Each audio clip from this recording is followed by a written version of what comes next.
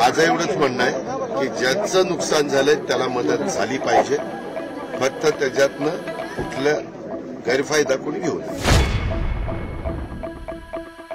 आता तुम्ही पण माझ्या बरोबर आहे.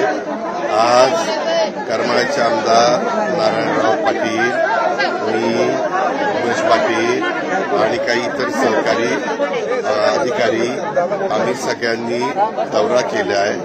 आतापर्यंत आम्ही करमाळा तालुक्यातली काही गावं आणि माढा तालुक्यातली काही गावं तुम्ही पण पाहिलंय, मी पण पाहिलंय, आम्ही सगळ्यांनीच पाहिलंय. त्याच्यात बरंच आता सीना कोळेगाव धरणाचं जे पाणी सुटतंय त्याच्यातून पण पाण्याचं जास्त पाणी सोडल्यामुळं नदीच्या दोन्ही तीरावरच्या शेतकऱ्यांचं अतोनात नुकसान झालेलं आहे.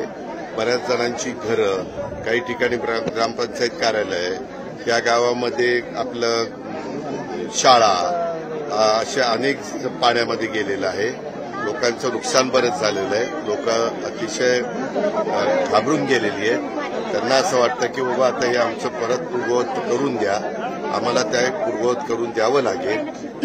काही ठिकाणी केटीवेअरचं स्ट्रक्चर ऑडिट करावं लागेल, उंची पुलांची वाढवावी लागेल आणि जे पिकांचं नुकसान झालेलं आहे, विशेषतः इथं उडीद, त्याच्यानंतर तुमचा कांदा, त्याच्यानंतर ऊस, त्याच्यानंतर तूर आणि मका, अशी काही पिकं ह्या भागामध्ये आहेत.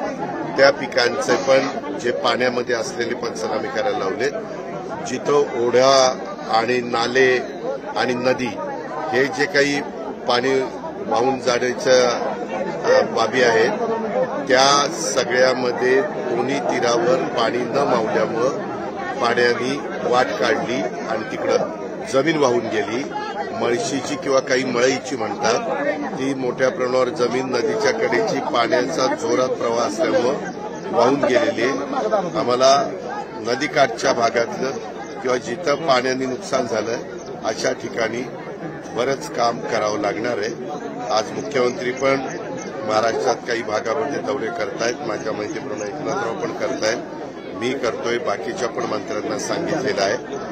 आणि वेगवेगळ्या ठिकाणी लोक थांबवत आहेत, त्यांच्या अडचणी सांगतायत, निवेदनं देत आहेत, त्यांच्या मागण्या करतायत. त्या सगळ्या कशा आपल्याला मार्ग काढतायत, हा मार्ग आम्ही काढतो. दादा, ओल्या दुष्काळाची पण मागणी शेतकऱ्याकडून वेगवेगळ्या मागण्या आहेत ना, सरसकटची आहे, आणखीन वेगवेगळी आहे.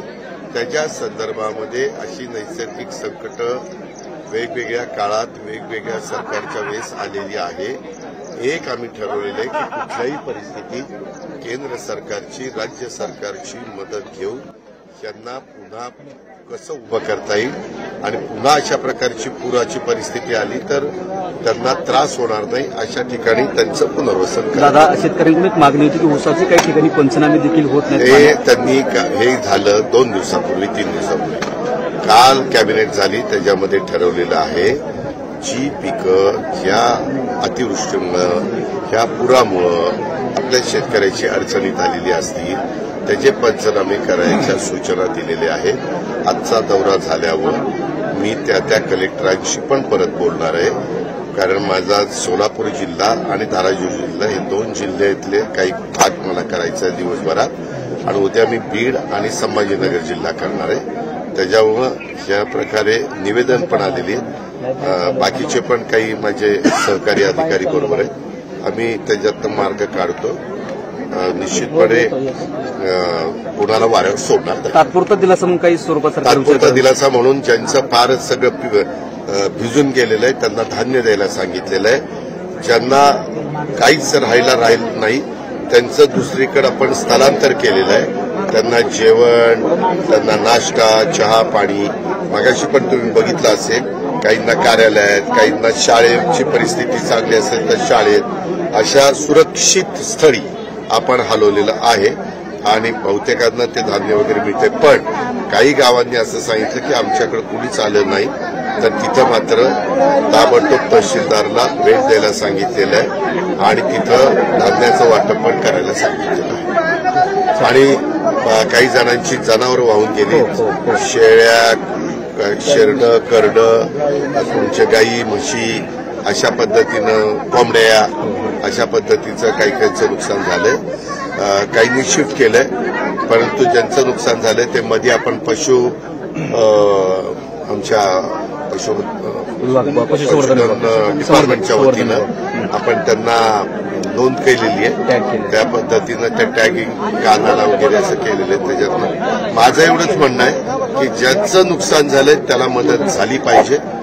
फक्त त्याच्यातनं कुठला गैरफायदा कोणी घेऊ नये.